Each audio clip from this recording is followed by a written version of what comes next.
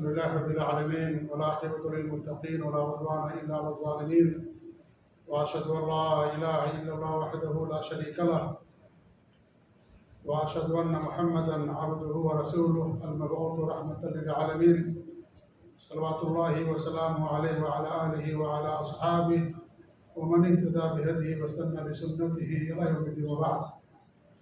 معزز مکرم ناظرین و سامعین، سیرت صحابہ کا سلسلہ شروع کیا گیا ہے۔ ابھی تک ہماری گفتگو صحابہ کے فضائل اور ان کے مناقب آیات کی روشنی میں آپ کے سامنے بیان کیے گئے تھے۔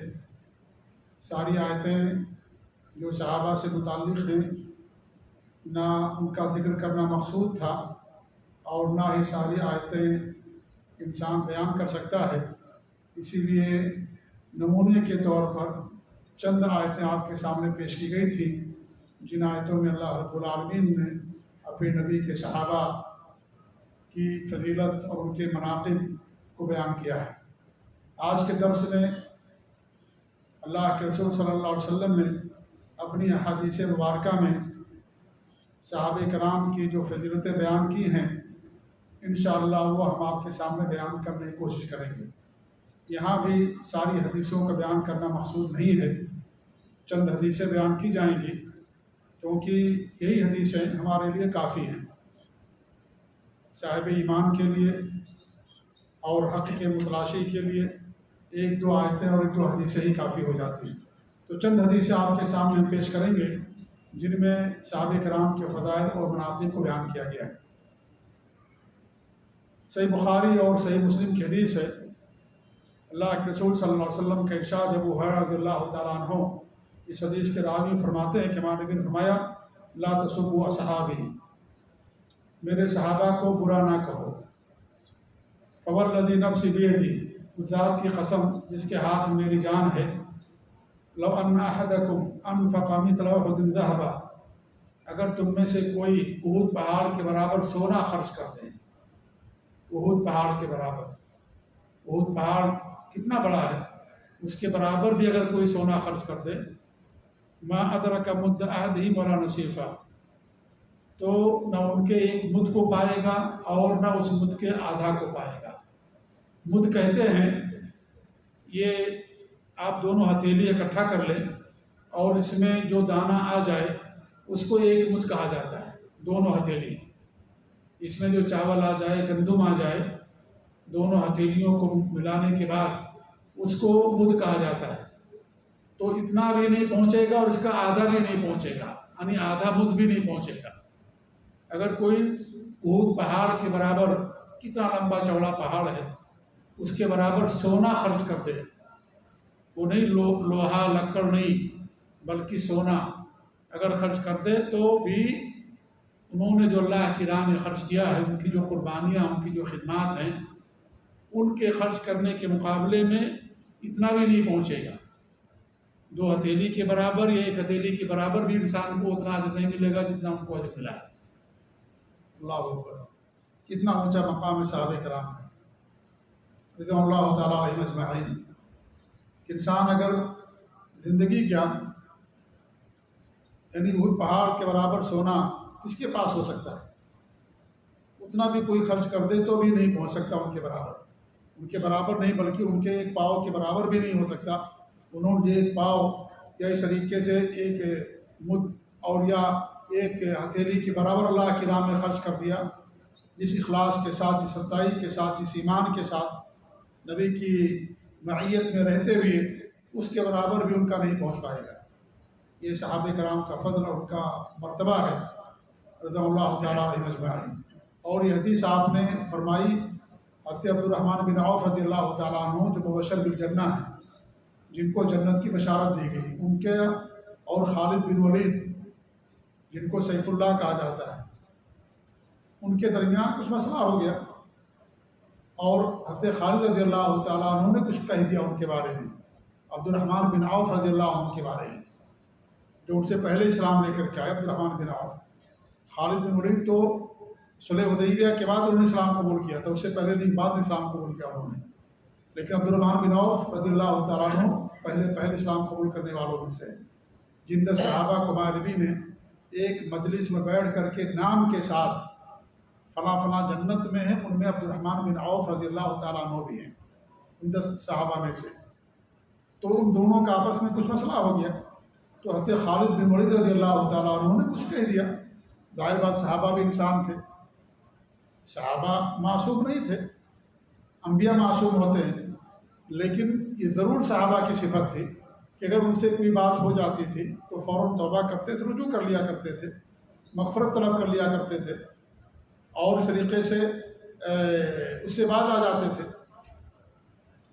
تو صحابہ انسان تھے، معصوم نہیں تھے، البتہ محفوظ ضرور تھے، وہ اللہ ان کی حفاظت کی تھی۔ اور اگر اس طریقے سے کوئی انسانیت کی بنیاد پر انسان ہونے کے ناطے سے اگر کچھ ان سے سہو یا بھول ہو جاتی، غلطی ہو جاتی، فوراً رجوع کرتے تھے، اللہ تعالیٰ سے معافی مانگتے، توبہ کرتے تھے، حق کی طرف رجوع کرنے والوں میں سب سے پہلے رہنے والے تھے۔ تو صحابہ تھے، انسان تھے، اور انسان ہونے کے ناطے سے کچھ چیزیں ہو جاتی تھیں، لیکن ان لغزش کو اور ان بشری تقاضوں اور لغزشوں کو اللہ رب العالمین ان کے لیے معاف کر دیا۔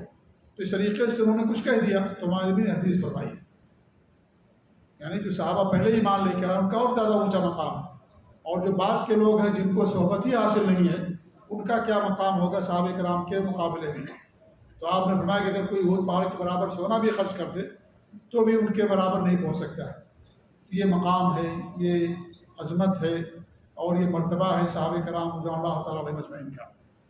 ایک دوسری حدیث ہے، مسند احمد وغیرہ کی ہے، کہ اللہ کے رسول صلی اللہ علیہ وسلم فرماتے ہیں، ابن عباس رضی اللہ تعالیٰ عنہ، عبداللہ بن عباس جو آپ کے شجاع کے بیٹے تھے، جو مفسر قرآن ہیں، ہمارے بھی ان کے لیے دعا فرمائی تھی کہ اللہم علمہ التاویل، کہ اللہ تعالیٰ تمہیں قرآن کی تعویل کا علم دے دے، دین کی سمجھ دے دے۔ اس لیے ان کو حبر امت کہا جاتا ہے، مفسر قرآن کہا جاتا ہے، ترجمان قرآن کہا جاتا ہے۔ سب سے زیادہ تفسیر کا علم انہی کے پاس تھا، عبداللہ بن عباس رضی اللہ تعالیٰ عنہ کے پاس، کیونکہ ہمارے نبی باقاعدہ ان کے لیے دعا کی تھی۔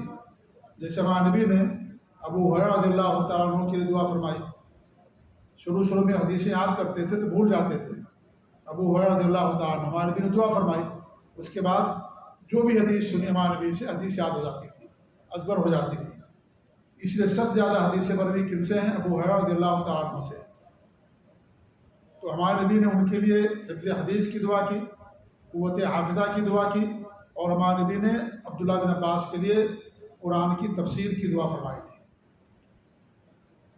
تو وہ راوی اس حدیث کے فرماتے ہیں کہ اللہ کے رسول نے فرمایا، من سب اصحابی فعلیہ لعنۃ اللہ والملائکۃ والناس اجمعین، جس نے ہمارے صحابہ کو برا بھلا کہا اس پر اللہ کی لعنت ہو، فرشتوں کی لعنت ہو، تمام لوگوں کی لعنت ہو۔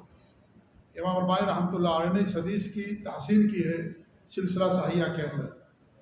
تو اس سے معلوم ہوا کہ اگر کوئی صحابی کو برا کہتا ہے یا ان پر تنقید کرتا ہے تو ایسے لوگوں پر اللہ کی لعنت ہوتی ہے۔ سب کا معنی صرف گالی دینا نہیں ہے، بلکہ سب کے معنی میں عربی زبان کے اندر برے الفاظ بھی آتے ہیں۔ ہمارے یہاں سب کا معنی گالی دینا ہوتا ہے، کسی کو گالی دینا۔ عربی زبان میں سب کا معنی گالی دینا بھی شامل ہے، لیکن اس کے علاوہ برے الفاظ کہنا، تنقید کرنا یا الزام تراشیاں کرنا، یہ ساری چیزیں اس کے اندر شامل ہیں۔ تو ہمارے بھی فرماتے جس نے بھی صحابہ کے بارے میں کوئی ایسی بات کہی اس پر اللہ تعالیٰ کی لعنت ہو، فرشتوں کی لعنت ہو، تمام لوگوں کی لعنت ہو۔ اب جس پر اللہ کی لعنت ہوگی، فرشتوں کی لعنت ہوگی، تمام مسلمانوں کی لعنت ہوگی، اس کا کیا انجام ہوگا، اس کا کیا حشر ہوگا۔ آپ سوچ لیں کہ جو صحابہ کو برا کہتے ہیں، جو صحابہ پر تنقیدیں کرتے ہیں، صحابہ کو غلط قرار دیتے ہیں، انہیں ایمان سے خارج کرتے ہیں، یا ان کے بارے میں جو ہے تاریخی روایات کی بنیاد پر ان پر الزام تراشیاں کرتے ہیں، ایسے لوگ تھے۔ سوچ رہی اس حدیث کی روشنی میں کہ وہ کہاں کھڑے ہیں، ان کے ساتھ کیا معاملہ ہونے والا ہے۔ ایسے لوگوں پر اللہ کی لعنت ہوتی ہے، اور لعنت کا مطلب یہ ہوتا ہے کہ اللہ کی رحمت سے دوری۔ ایسے لوگوں کو اللہ کی رحمت شامل حال نہیں ہوگی۔ جو صحابہ جو سب سے زیادہ انبیاء کے بعد اللہ کی رحمت کے مستحق ہیں، ان کو برا کہنے والا اللہ کی رحمت سے اسے دھتکار دیا جائے گا۔ لعنت کے معنی وہی ہوتے ہیں، طرد عن رحمت اللہ، اللہ کی رحمت سے دور کر دینا، بھگا دینا، اس کو لعنت کہا جاتا ہے۔ تو جو بھی یہ کام کرے گا ایسے لوگوں کے بارے میں ہمارے نبی نے یہ وحی سنائی ہے کہ ایسے لوگوں پر اللہ کی لعنت ہوتی ہے، اللہ کی رحمت سے دور ہو جائیں گے، اللہ کی رحمت ان کو شامل حال نہیں ہوگی۔ یہ کوئی معمولی جرم نہیں صحابہ کے بارے میں اس طریقے کی باتیں کرنا۔ جی اس طریقے سے اللہ کے رسول صلی اللہ علیہ وسلم کی حدیث مسلم کی روایت ہے، فرماتے ہیں کہ النجوم امنۃ للسماء، کہ جو تارے ہیں، ستارے، یہ آسمان کے امین ہیں۔ فَإِذَا ذَهَبَتِ النُّجُومُ أَتَى السَّمَاءَ مَا تُوعَدُ، جب ستارے ختم ہو جائیں گے، بے نور ہو جائیں گے، تو آسمانوں کے لیے جو اللہ نے وعدہ کیا وہ چیز آ جائے گی۔ کیا اللہ نے وعدہ کیا ہے کہ سب آسمان جب قیامت قائم ہوگی تو آسمان کیا ہو جائیں گے؟ سب ٹوٹ جائیں گے، بکھر جائیں گے۔ پہلے جو ستارے ہیں ان کی روشنی مات پڑے گی، اس کے بعد سارے آسمان ٹوٹ جائیں گے، بکھر جائیں گے۔ تو ہمارے نبی فرماتے ہیں کہ جو آسمان میں جو ستارے ہیں جنہیں اللہ نے زینت کے لیے بنائے ہیں، آسمانوں کی زینت کے لیے، خوبصورتی کے لیے، تو یہ ستارے اور بھی دیگر مقاصد کے لیے، تو یہ ستارے آسمان کے امین ہیں، حفاظت کرنے والے ہیں۔ جب یہ ختم ہو جائیں گے، بے نور ہو جائیں گے، ان کی روشنی جو ہے ختم ہو جائے گی قیامت کے وقت، تو آسمان کو جو اللہ نے وعدہ کیا وہ بھی آسمان کو آ جائے گا، یعنی آسمان بھی ٹوٹ جائے گا، بکھر جائے گا، ریزہ ریزہ ہو جائے گا۔ وَأَنَا أَمْنَةٌ لِأَصْحَابِي، اور میں اپنے صحابہ کے لیے امین ہوں، محافظ ہوں۔ فَإِذَا ذَهَبْتُ أَتَى أَصْحَابِي مَا يُوعَدُونَ، جب میں چلا جاؤں گا، یعنی میری وفات ہو جائے گی، تو جو وعدہ کیا گیا ہے وہ صحابہ کو پاس وہ چیز آ جائے گی۔ کیا وعدہ کیا گیا ہے یا کیا باتیں بتائی گئی ہیں؟ وہ باتیں یہ بتائی گئی تھی کہ ہمارے نبی کے جانے کے بعد امت کے اندر اختلاف ہوگا، امت کے اندر فتنے ہوں گے، اور اس طریقے سے انتشار ہوگا۔ تو آپ فرماتے ہیں اس لیے جب تک آپ تھے، جب تک امت فتنوں سے محفوظ تھی، اسی طریقے سے عمر رضی اللہ عنہ کے تک امت فتنوں سے محفوظ تھی۔ ہمارے نبی عمر فاروق رضی اللہ عنہ کے بارے میں فرمایا کہ یہ دروازہ ہے، اور جب یہ دروازہ توڑ دیا جائے گا تو امت کے اندر فتنوں کا دروازہ ایسا کھلے گا کہ پھر کبھی بند نہیں ہوگا۔ حضرت حذیفہ بن یمان رضی اللہ تعالیٰ عنہ سے عمر فاروق نے پوچھا کہ جو دروازہ ہے یہ خود بخود گر جائے گا یا اسے توڑا جائے گا؟ تو انہوں نے کہا کہ نہیں، ہمارے نبی نے کہا کہ اسے توڑا جائے گا۔ اس لیے عمر فاروق رضی اللہ عنہ کو شہید کیا گیا۔ نماز پڑھا رہے تھے فجر کی، اور ایک مجوسی غلام تھا، مجوسی تھا وہ، فیروز نام کا، اس نے مجوس تھا وہ، تو اس نے امیر المومنین عمر فاروق رضی اللہ تعالیٰ عنہ پر خنجر سے، جس کو کئی دنوں تک اس نے زہر دیا، زہر دیتا رہا، جب زہر آلود ہو گیا تو اس خنجر سے آ کر کے عمر فاروق رضی اللہ تعالیٰ عنہ پر فجر کی نماز میں اس نے آ کر کے حملہ کر دیا۔ اس لیے مسجدوں کو مسمار کرنا، یا مسجدوں میں لوگوں کو مارنا اور قتل کرنا، یا مسجدوں کو بم سے اڑانا، یہ مجوسیوں کی سنت ہے۔ یہ اہل اسلام کی سنت ہے۔ سب سے پہلا قتل جو ہوا مسجد کے اندر عمر فاروق کا ہوا ہے، مجوسی نے کیا تھا، فیروز ایرانی، جو ایران کا جو ہے مسلک مذہب تھا، آگ کی پوجا کرنے والے۔ اسی لیے جو مجوسی ہے فیروز، باقاعدہ اس کا مدار ہے ایران کے اندر، کیونکہ اس نے عمر فاروق کو قتل کیا تھا، اور عمر فاروق سے دشمنی رکھتے ہیں، ابو بکر سے دشمنی رکھتے ہیں لوگ، اور عثمان رضی اللہ عنہ سے دشمنی رکھتے ہیں، تو باقاعدہ اس کا مزار بنایا گیا وہاں پر۔ اس کو بابا شجاع کہا جاتا ہے، یعنی بہادر انسان جس نے عمر فاروق کو قتل کیا۔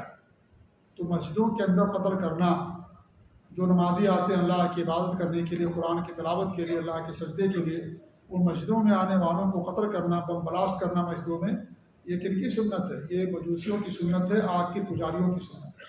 سب سے پہلا قتل اسلام کے اندر عمر فاروق کا ہوا مسجد کے اندر۔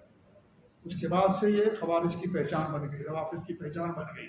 مسجدوں کو بلاسٹ کرتے ہیں، مسجدوں کو اڑا دیتے ہیں، مسلمانوں کو، جن میں عورتیں، بچے ہوتے ہیں، بوڑھے لوگ ہوتے ہیں، نماز پڑھنے والے اللہ کے لیے آتے ہیں، اور ان مسجدوں کو جو ہے بم سے اڑا دیا جاتا ہے، نعوذ باللہ من ذالک، اور کہتے ہیں کہ ہم تو جہاد کرتے ہیں۔ جہاد نہیں ہے، یہ دہشت گردی ہے، یہ دنیا کے اندر فساد پھیلانا ہے۔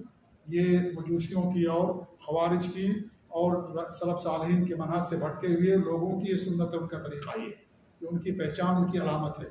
یہ جو سچے مسلمان ہیں، سلف صالحین کے نقش قدم پر چلنے والوں کی پہچان نہیں ہے۔ وہ مسجدوں کی حفاظت کرتے ہیں، مسجدوں کی تعمیر کرتے ہیں، مسجدوں کو آباد کرتے ہیں، مسجدوں کو بناتے ہیں وہ، یہ مسجدوں کو برباد کرنے والے لوگوں کی یہ پہچان ہوتی ہے۔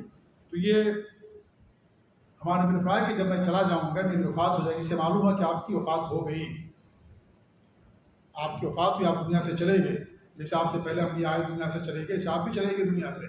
تو آپ نے فرمایا جب میں چلا جاؤں گا تو صحابہ کے لیے جو کچھ آیا ہے وہ وعدے، جو اختلافات ہوں گے، فتنے ہوں گے، یہ ساری چیزیں میرے جانے کے بعد آئیں گی۔ وَأَصْحَابِي أَمْنَةٌ لِأُمَّتِي، اور میرے صحابہ میری امت کے لیے محافظ ہیں۔ فَإِذَا ذَهَبَ أَصْحَابِي أَتَىٰ أُمَّتِي مَا يُوعَدُونَ، اور جب میرے صحابہ چلے جائیں گے تو میری امت کو جو وعدہ کیا گیا وہ چیز ان کو آ کر کے ملے گی۔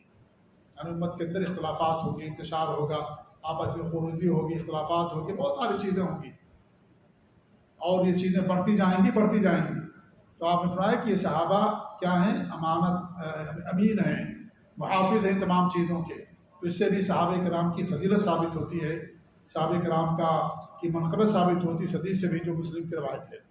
ایسے ہی بخاری اور مسلم کی حدیث ہے کہ اللہ کے رسول صلی اللہ علیہ وسلم فرماتے ہیں کہ آپ نے انصار کے بارے میں فرمایا لا یحبهم الا مومن، انصار سے وہی محبت کرے گا جو مومن ہوگا، ولا یبغضهم الا منافق، اور انصار سے وہی بغض رکھے گا، نفرت رکھے گا جو منافق ہوگا۔ من احبهم احبه اللہ، جو ان سے محبت کرے گا اللہ ان سے محبت کرے گا۔ ومن ابغضهم ابغضه اللہ، اور جو ان سے بغض اور نفرت رکھے گا اللہ تعالیٰ ان سے بھی بغض اور نفرت رکھے گا۔ یہ بخاری اور مسلم کی روایت ہے۔ انصار کے بارے میں آپ نے گرچہ فرمایا لیکن یہ تمام صحابہ کو شامل ہے، اس لیے صحابہ سے محبت یہ ایمان ہے اور یہ فرض ہے ہر بندے مومن کے اوپر۔ ایسا نہیں کہ صرف انصار سے محبت کرنا، مہاجرین سے نہیں، مہاجرین کا درجہ انصار سے اونچا ہے۔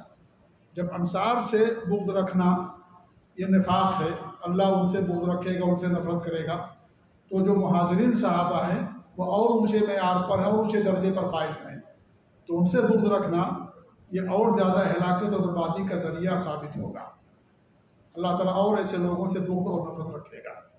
تو انصار کا مطلب یہ نہیں کہ صرف انصار شامل ہیں، پورے صحابہ اس کے اندر شامل ہیں، کیونکہ جب انصار شامل ہیں تو مہاجرین بدرجہ اولا شامل ہے اس کے اندر، کیونکہ مہاجرین تو اور زیادہ اونچا مقام ہے، اور زیادہ حق رکھتے ہیں، انصار کے مقابلے میں ان کی اور زیادہ قربانیاں ہیں، اور ان کی زیادہ خدمات اور کوششیں اسلام کے اشاعت کے لیے، نبی کی مدد کے لیے،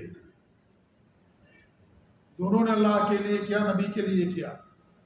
لیکن انصار کے مقابلے میں مہاجرین کا درجہ اونچا ہے، مہاجرین پہلے ایمان لانے والے، اس لیے آپ دیکھیں قرآن میں جہاں بھی مہاجرین اور انصار کا ذکر ہے اللہ نے مہاجرین کا پہلے ذکر کیا، انصار کے بعد کی ذکر ان کے بعد اللہ رب العالمین نے کیا۔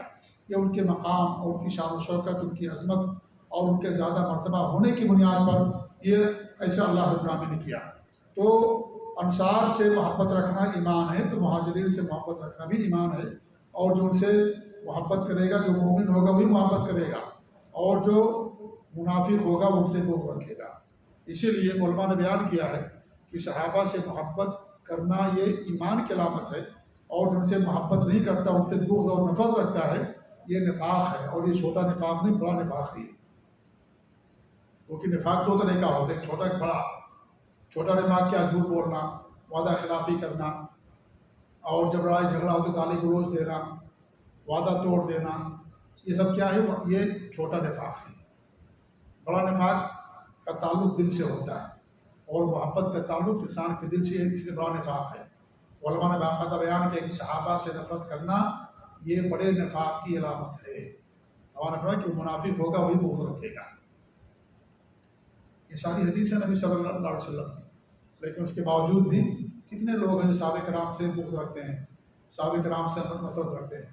خوارج، روافظ، یہ تو ان کا دھرم ہے، ان کا دین ہے، اور کچھ تو ایسے ہیں جو تمام صحابہ سے نہیں، کچھ مخصوص صحابہ سے بغض رکھتے ہیں، امیر معاویہ سے، مغیرہ بن شعبہ سے، حضرت عثمان سے رضی اللہ تعالیٰ عنہ، جیسے کہ جماعت اسلامی والے لوگ ہیں، باقاعدہ ان سے بغض رکھتے ہیں۔ جی ہاں، اور آئے گا انشاءاللہ جب یہ سارے فضائل ہم بیان کرنے کے بعد یہ بھی ہم آپ کے سامنے بیان کریں گے کہ صحابہ کے تعلق سے کون کون سی جماعتیں گمراہ ہوئیں، کون کون سی جماعتوں نے سلف صالحین کے راستے کو چھوڑا، تو انشاءاللہ اس کا ذکر آئے گا ان تمام کے بعد۔ صحابہ کے فضائل اور مناقب کے بعد انشاءاللہ وہ بات آپ لوگوں کے سامنے آئے گی۔ جی ہاں، ایسے صحابہ کے درمیان جو اختلافات ہوئے مان لیجیے، اس کے بارے ہمارا منہج کیا ہونا چاہیے بھی انشاءاللہ ہم آپ کے سامنے بیان کریں گے، یہ ساری چیزیں ہیں۔ جی، تو آپ خود دیکھیں اللہ کے رسول کے دل سے ان سے محبت مومن کرے گا، اور ان سے بغض رکھے گا وہ منافق ہوگا، اور ان سے محبت کرے گا اللہ تعالیٰ ان سے محبت کرے گا۔ تو صحابہ سے محبت کرنا اللہ سے محبت کی دلیل ہے، اور جن سے اللہ تعالیٰ محبت کرے گا اللہ تعالیٰ ان سے راضی، ان سے خوش ہوگا، اور جو جن سے اللہ نفرت رکھے گا، بغض رکھے گا، ظاہر بات ہے اس کی ہلاکت ہوگی، اس کی بربادی ہوگی۔ تو یہ بھی حدیث جو ہے صحابہ کرام کے فضائل کو بیان کرنے والی۔ اس طریقے سے بخاری کی حدیث ہے کہ آپ صلی اللہ علیہ وسلم فرمایا کہ یاتی الناس زمان، کہ ایک ایسا وقت آئے گا لوگوں کے اوپر، فیغزو فیام من الناس، لوگوں کی ایک جماعت یا کچھ لوگ غزوہ کریں گے، جنگ کریں گے، جہاد کریں گے۔ فیقول فیکم من صاحب رسول اللہ صلی اللہ علیہ وسلم، تو کہیں گا تم میں سے کیا کچھ ایسے لوگ ہیں جو صحابی ہیں جنہیں اللہ رب کے رسول صلی اللہ علیہ وسلم کی صحبت کا شرف حاصل ہے، جنہوں نے نبی کی صحبت پائی؟ لوگ کہیں گے کہ ہاں، فیفتح لہم، تو وہ شہر ان کے لیے فتح کر دیا جائے گا۔ یہ صحابہ جنہوں نے نبی کی صحبت ملی، نبی کا زمانہ پایا، یہ ان کی شان اور شوکت اور ان کی رفعت و بلندی کا عالم یہ ہے کہ اللہ کے رسول فرماتے، بخاری کی حدیث ہے کہ ان کے لیے اس ملک کو یا اس شہر کو فتح کر دیا جائے گا۔ جب ان سے پوچھا جائے گا کہ تم میں سے کیا ایسے لوگ ہیں جنہیں نبی کی صحبت حاصل ہوئی، یہ شرف حاصل ہوا، کہیں گے کہ ہاں ہمارے درمیان کچھ ایسے لوگ ہیں، تو پھر اللہ رب العالمین اپنے فضل و کرم سے وہ شہر یا ملک ان کے لیے فتح کر دے گا۔ ثم یأتی الناس زمان، پھر لوگوں پر ایسا زمانہ آئے گا، فیغزو فیام من الناس، کہ چند لوگ جا کر کے یا لوگوں کی جماعت غزوہ کرے گی، فیقولون فیکم من صاحب اصحاب رسول اللہ، تم سے سوال کیا جائے گا کیا تم میں ایسے لوگ ہیں جو تابعی ہوں، یعنی جنہیں نبی کے صحابہ کی صحبت حاصل ہے۔ تابعی ان کو کہا جاتا ہے جنہیں صحابہ کی صحبت حاصل ہوئی، صحابی ان کو جو اللہ کے رسول کی صحبت حاصل ہوئی ایمان کی حالت میں، اور ایمان پر ان کی وفات ہوئی، ان کو صحابی کہا جاتا ہے۔ تابعی ان کو کہتے ہیں جنہیں نبی کے صحابہ کی صحبت کا شرف حاصل ہوا ایمان کی حالت میں، اور ایمان ہی پر ان کی وفات ہوئی، ان کو تابعی کہا جاتا ہے۔ تو یہ پوچھا جائے گا کیا تم میں سے ایسے ہیں کہ جنہوں نے صحابہ کی صحبت کا شرف حاصل ہے؟ تو کہے گا کہ ہاں ایسے لوگ ہیں، تو ان کو بھی اللہ رب العالمین فتح دے گا، وہ شہر فتح کر دیا جائے گا۔ ثم یأتی الناس زمان، پھر ایک زمانہ ایسا بھی آئے گا کہ فیغزو فیام من الناس، کہ چند لوگ یا ایک جماعت جو ہے جہاد کرے گی، غزوہ کرے گی، فیقولون فیکم من صاحب اصحاب رسول اللہ صلی اللہ علیہ وسلم، کیا تم میں ایسے لوگ ہیں جن کو صحابہ کے جو تابعین صحبت جنہیں ملی تھی، کیا ان کی صحبت ان کو حاصل ہے؟ یعنی ان کو تبع تابعین کہا جاتا ہے، تبع تابعین، بات سمجھ آ رہی نا؟ جی ہاں، ایک صحابہ ہوگے، ایک تابعین ہوگے، تیسرے تبع تابعین۔ تبع تابعین کو کہا جاتا ہے جنہیں تابعین کی صحبت ملی ایمان کی حالت میں اور ایمان ان کی وفات ہوئی، ان کو تبع تابعی کہا جاتا ہے، تابعی کے بعد ان کا درجہ آتا ہے۔ تو کہیں گے کہ ہاں فیفتح لہم، تو اللہ تعالیٰ ان کے لیے فتح کر دے گا یا ان کے لیے فتح کر دیا جائے گا۔ یہ جو ہے صحیح بخاری کی حدیث ہے۔ اس میں ہمارے نبی نے 3 زمانوں کی تعریف کی، صحابہ کی، تابعی کی اور تبع تابعین کی۔ اور اللہ کے رسول صلی اللہ علیہ وسلم کی ایک دوسری حدیث آتی ہے جس میں فرمایا کہ خیر الناس قرنی ثم الذین یلونہم ثم الذین یلونہم، سب سے بہتر زمانہ میری صدی ہے، اس کے بعد ان کے بعد کے لوگ، اس کے بعد ان کے بعد کے لوگ، 3 صدیوں کی۔ اپنے زمانے کی تعریف کی صحابہ آگے، اس کے بعد والے تابعین، بعد والے تبع تابعین، اور وہی بات ہمارے نبی نے اس حدیث کے اندر بیان کی جو بھی آپ کے سامنے بخاری کے حدیث پیش کی گئی۔ تو آپ نے 3 زمانوں کی تعریف کی ہے کہ 3 زمانے سب سے بہتر لوگ ہیں اس صدی کے، اور ظاہر بات ہے وہ لوگ مراد ہیں جو صاحب ایمان تھے، ورنہ اس زمانے میں بھی تھے، مشرک بھی تھے، کافر بھی تھے، اور بہت سارے بدعتی بھی تھے۔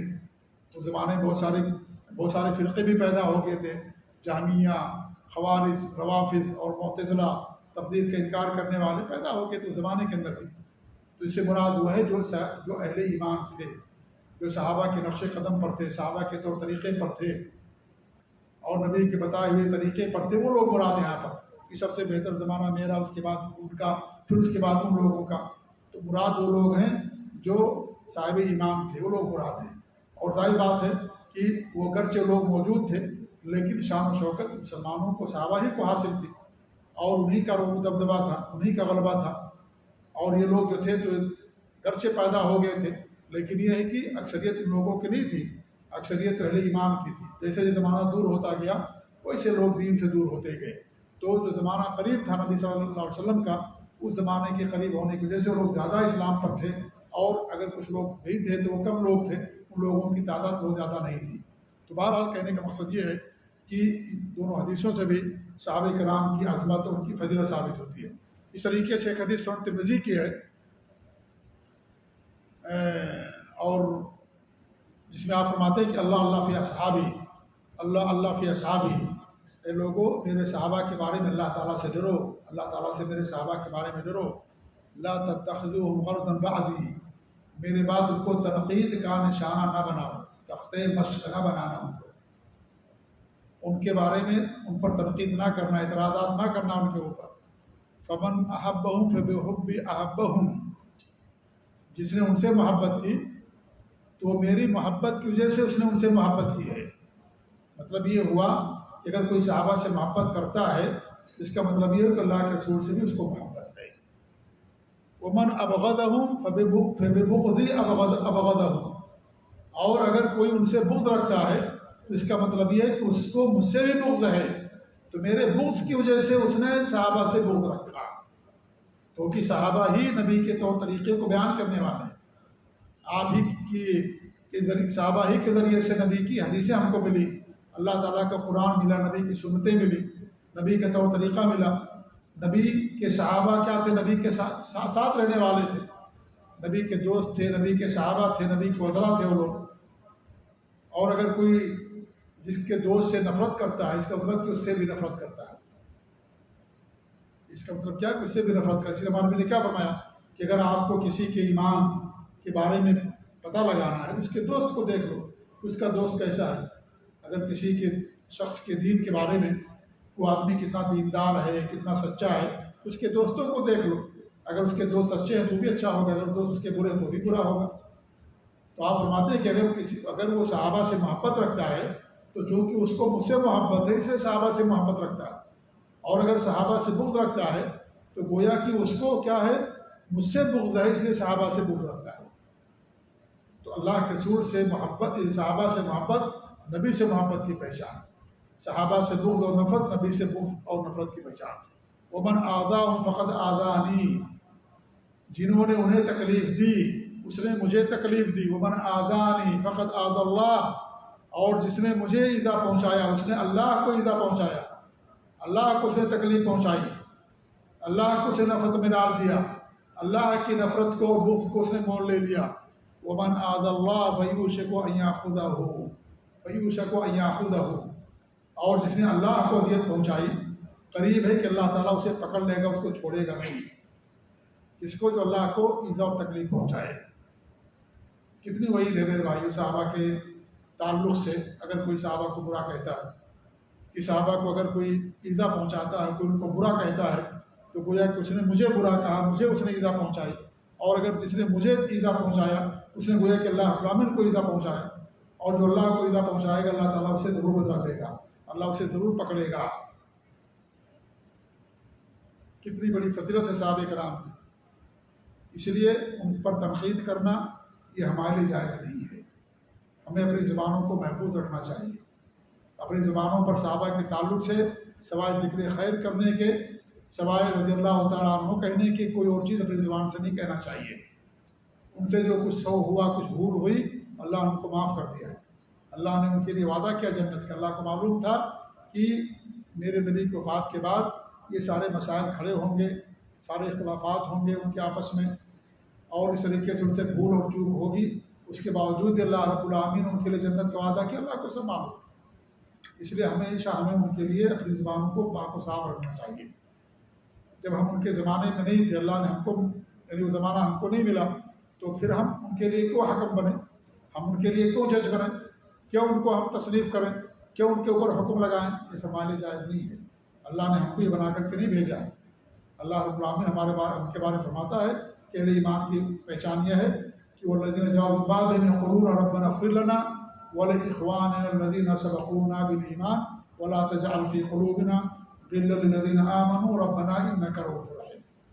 اہل ایمان کی پہچان یہ ہے کہ وہ اپنے لیے اور وہ لوگ جو ان سے پہلے ایمان کی حالت میں چلے گئے، ایمان یعنی مومن بھائی، ان کے لیے دعائیں کرتے ہیں کہ اللہ ہمیں بھی معاف کرتے، ان کو بھی معاف کرتے، اور ہمارے دلوں میں ان کے تعلق سے ذرا بھی کینہ مت رکھ۔ اس میں صحابہ کرام سب کے سب شامل ہیں۔ لہذا کسی صحابی پر تنقید کرنا صحابہ کرام کے اوپر، یہ میرے بھائیو ہلاکت اور بربادی کا ذریعہ اور سبب ہے۔ اللہ تعالیٰ کو ایذا اور جو ہے پہنچانے کی علامت ہے یہ، گویا کہ اللہ تعالیٰ کو ایذا پہنچا رہا ہے کیونکہ اللہ کو تکلیف ہوتی ہے۔ اللہ تعالیٰ صحابہ سے محبت کرتا ہے اور یہ لوگ ان سے نفرت رکھتے ہیں، تو ظاہر بات اللہ تعالیٰ کو تکلیف ہوگی۔ جیسے آپ کو تکلیف ہوتی ہے اگر آپ کسی سے محبت رکھتے ہیں اور کوئی ان سے نفرت رکھتا ہے تو انسان کو تکلیف پہنچتی ہے، اللہ تعالیٰ کو تکلیف پہنچتی ہے، اللہ کو ایذا پہنچتا ہے اگر کوئی صحابہ کرام سے نفرت رکھتا ہے، ان سے بغض رکھتا ہے۔ اللہ کے رسول کو تکلیف ہے اس سے، گویا کہ نبی سے اس نے ایذا کیا، نبی کو تکلیف پہنچائی، اور نبی کو تکلیف پہنچانا یہ بہت بڑا جرم ہے، معمولی جرم نہیں ہے یہ۔ تو معلوم یہ ہوا کہ صحابہ کرام کے میرے بھائیوں بہت زیادہ اونچا مقام و مرتبہ ہے۔ ایسے اللہ کے رسول صلی اللہ علیہ وسلم کی حدیث ہے، حضرت جابر رضی اللہ عنہ فرماتے ہیں، ترمذی کی صحیح روایت، لا يدخل النار احد حتما ممن بايع تحت الشجرہ، وہ شخص جہنم میں داخل نہیں ہوگا جس نے درخت کے نیچے بیٹھ کر کے ہمارے ہاتھ پر بیعت کی تھی۔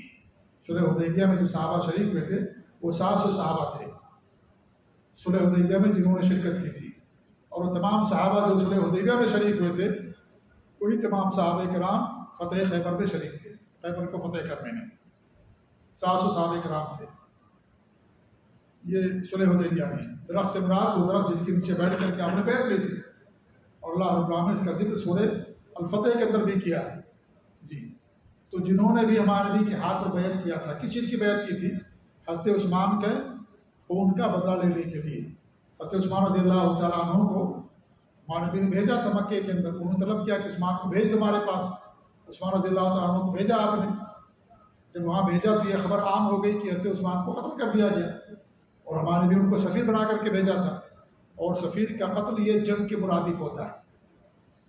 آج بھی یہ قانون موجود ہے کہ اگر کسی ملک کے سفیر کو قتل کر دیا گیا، اس کا مطلب یہ ہے کہ اس نے اپنے اوپر جنگ کو مسلط کر لیا، اس نے جنگ کی گویا کی دھمکی دے دی کہ میں تم سے جنگ کرنے جا رہا ہوں یا جنگ کے لیے ہم تیار ہیں، کیونکہ وہ ملک کا نمائندہ ہوتا ہے اور وہ پورا ملک کے اندر جو کچھ بھی ہوتا ہے اس کا ذمہ دار وہی ہوتا ہے، سفیر کسی ملک کا۔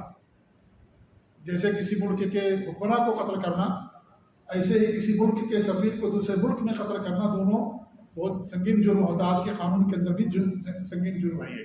تو اعلان کر دیا گیا، خبر اڑا دی گئی کہ حضرت عثمان کو شہید کر دیا گیا ہے، تو ہمارے نبی نے لوگوں کے ہاتھ پر بیعت لیا تھا، اپنے ہاتھ پر بیعت لیا تھا کہ بھئی ہم ان سے ان کے خون کا بدلہ لیں گے جنہوں نے عثمان رضی اللہ تعالیٰ عنہ کو شہید کیا درخت کے نیچے بیٹھ کر کے۔ اور آپ نے اپنا ہاتھ رکھا اور کہا کہ یہ جو ہاتھ ہے، اپنے ہاتھ کو کہا یہ حضرت عثمان کا ہاتھ ہے، یعنی آپ نے ان کی طرف سے بھی بیعت کر لیا گویا کہ حضرت عثمان رضی اللہ تعالیٰ عنہ کی طرف سے۔ تو وہی ہمارے نبی نے فرمایا کہ جس نے بھی درخت کے نیچے بیٹھ کر کے بیعت کی تھی ان میں سے کوئی بھی شخص جہنم کے اندر داخل نہیں ہوگا۔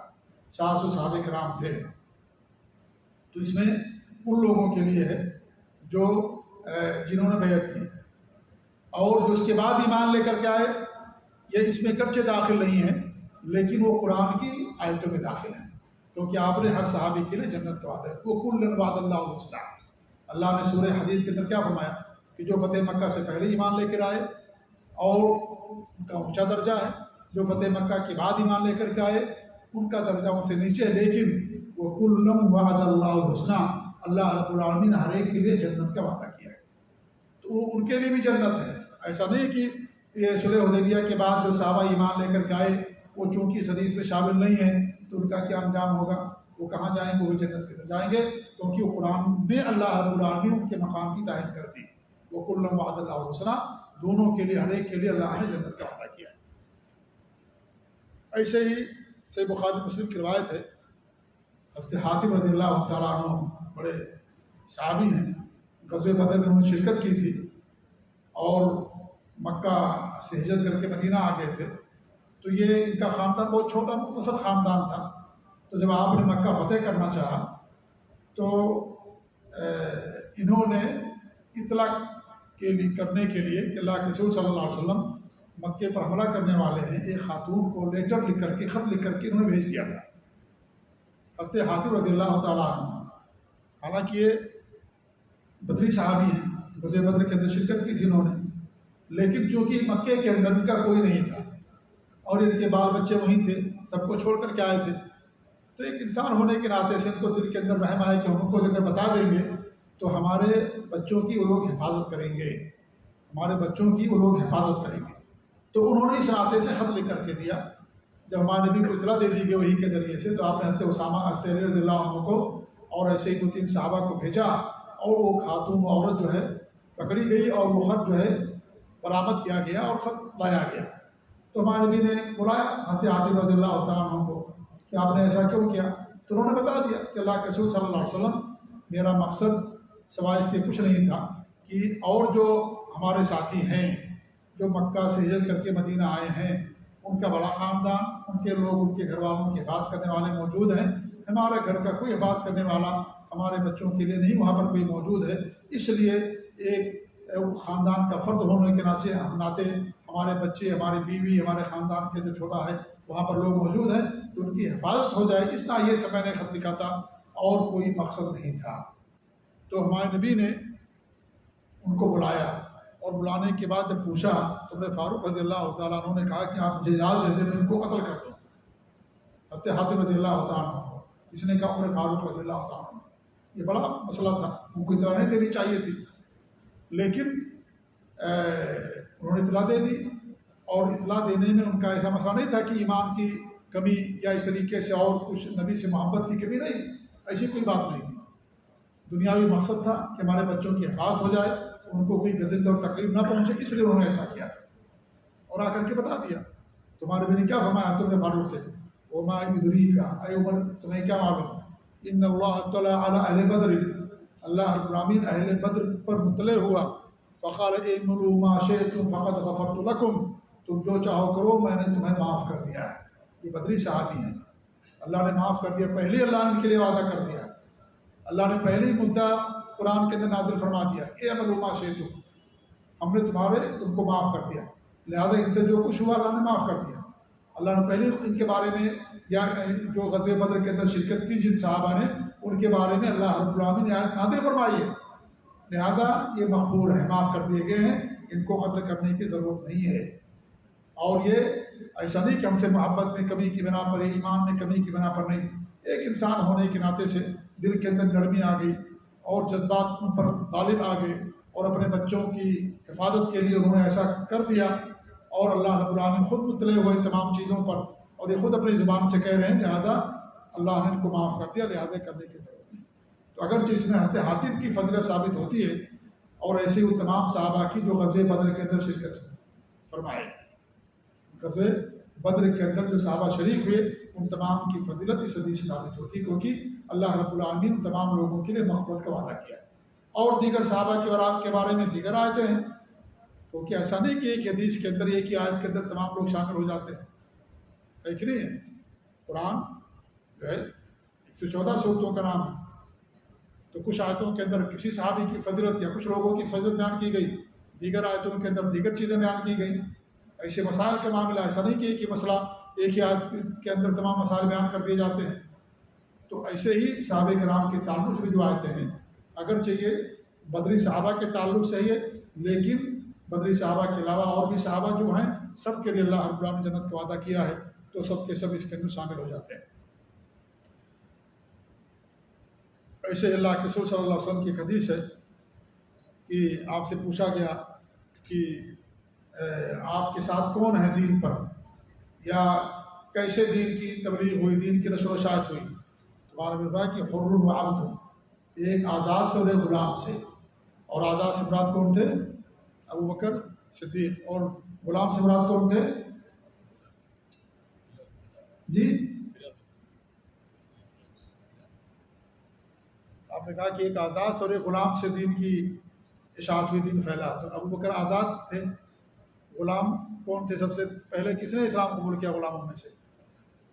جی ہاں نہیں جی، بلال تو بعد میں، زید بن حارثہ، زید بن حارثہ رضی اللہ تعالیٰ عنہ، غلاموں میں سب سے پہلے زید بن حارثہ نے اسلام قبول کیا، لوڈیوں میں ام ایمن نے، بچوں میں علی رضی اللہ تعالیٰ عنہ نے، نوجوانوں اور بڑوں میں ابوبکر صدیق نے، اور عورتوں میں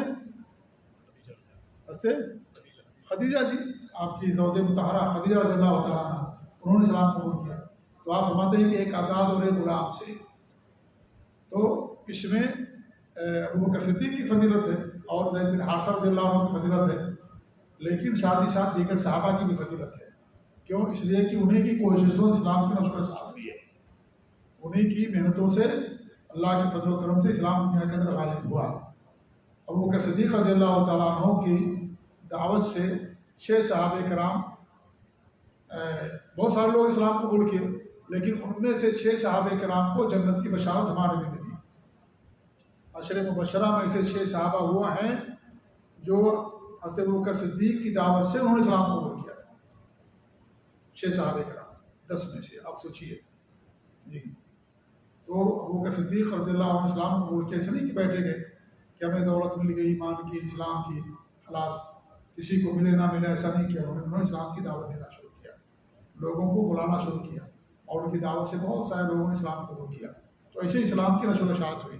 یہ ساری حدیثیں اس بات پر دعوت کرتی ہیں کہ صحابہ کرام کے لیے دین کے اندر، اسلام کے اندر بڑا اونچا مقام مرتبہ ہے، لہٰذا ہمارے دلوں کو بھی صاف ہونا چاہیے، اپنی زبان انسان صاف رکھے، اور ہمیشہ صحابہ کرام کے تعلق سے خیر سوچے، ان کے لیے دعا کرے، ان کے نام پر اپنے بچوں کا نام رکھے، ان کی جو خواتین گزری ہیں صحابیات، ان کے نام پر اپنے بچیوں کا نام رکھے، یہ سب ان سے محبت کی دلیل ہوتی ہے۔ تو اس لیے ان سے محبت کرنا یہ ایمان ہے۔ حضرت امام طحاوی رحمۃ اللہ علیہ فرماتے ہیں، عقیدہ طحاویہ کہتے ہیں، ساری باتیں انشاءاللہ بعد میں آئیں گی، کہ آپ فرماتے ہیں کہ صحابہ سے محبت رکھنا ایمان ہے اور اسلام ہے اور احسان ہے، وہ بغضهم کفر و نفاق و طغیان، اور ان سے بغض رکھنا صحابہ سے کیا ہے؟ کفر ہے، نفاق ہے، اور زیادتی اور سرکشی ہے۔ تو صحابہ کرام سے انسان کو ہمیشہ محبت رکھنی چاہیے، ان سے محبت ایمان کی دلیل ہے، ان سے نفرت کفر کی دلیل ہے۔ اگر کوئی انسان صحابہ سے محبت نہیں رکھتا ہے، اس کا مطلب ہے کہ اس کے دل کے اندر کفر اور نفاق ہے۔ تو کیا کوئی انسان کافر یا منافق بننا چاہتا ہے؟ ظاہر بات ہے کوئی نہیں چاہتا ہے۔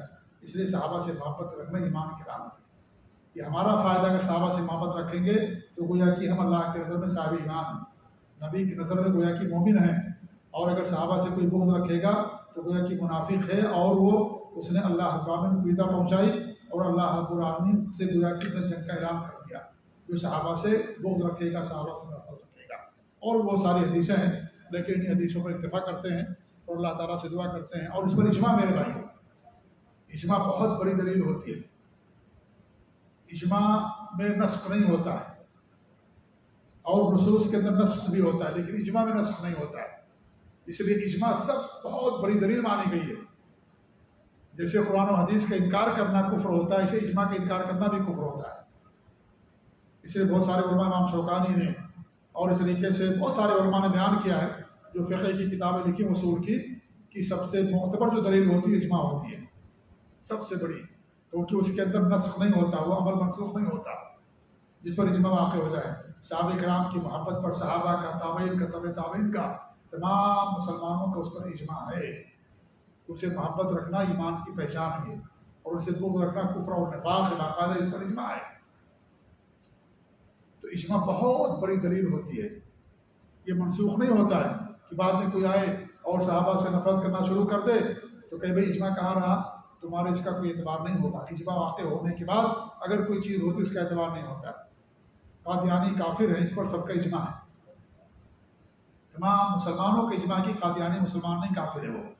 اب 2-4 سال کے بعد، 100 سال کے بعد کچھ ایسے لوگ کھڑے ہو جائیں اور کہیں کہ بھائی نہیں وہ مسلمان، ہم ان کو مانتے ہیں، تو ان کے قول کا کوئی اعتبار نہیں ہوگا، وہ اجماع کی مخالفت مانی جائے گی، کیونکہ اس پر باقاعدہ اجماع ہو چکا ہے۔ اجماع منسوخ نہیں ہوتا ہے، اجماع منسوخ نہیں ہوتا۔ کچھ احکام جو قرآن کے اندر، حدیث کے اندر بیان کیے گئے، منسوخ بھی ہو سکتے تھے، ہوئے منسوخ، لیکن اجماع کبھی منسوخ نہیں ہوتا۔ کیونکہ اجماع بعد میں واقع ہوتا ہے، وہی کا سلسلہ بند ہونے کے بعد تمام مسلمانوں کا اجماع ہوتا ہے. اور اللہ کے رسول کی حدیث کہ ہماری امت گمراہی پر اکٹھا نہیں ہو سکتی. لہذا جب اس پر تمام امت متفق ہے صحابہ کی عدالت پر اور ان سے محبت کرنے پر، اب ان کے اجماع کے بعد اگر کوئی آ کر کے اس اجماع کی مخالفت کرے گا تو وہ خود اپنے ایمان کی خیر منائے اور اس کے قول اور اس کے اس عمل کا کوئی اعتبار شریعت کے اندر نہیں ہوگا. تو صحابہ کرام کا میرے بھائیوں سب سے اونچا مقام ہے دنیا کے اندر انبیاء کے بعد. انبیاء کے بعد انہیں کا مقام مرتبہ ہے، لہٰذا ان سے محبت رکھنا یہ ایمان کی دین کی پہچان ہے. اللہ رب العالمین ہمیں ان کے نقش قدم پر چلنے کی توفیق دے. اللہ تعالیٰ ہمارے دلوں میں ان کی اور محبت پیدا کرے، اور اللہ رب العالمین ہمیں ان کے طریقے پر رکھے. آمین. اور قیامت کے دن اللہ تعالیٰ ہمیں ان کی معیت اور ان کی رفاقت نصیب فرمائے. آمین رب العالمین. وصلی اللہ علیہ محمد وعلی آلہ وصحبہ اجمعین.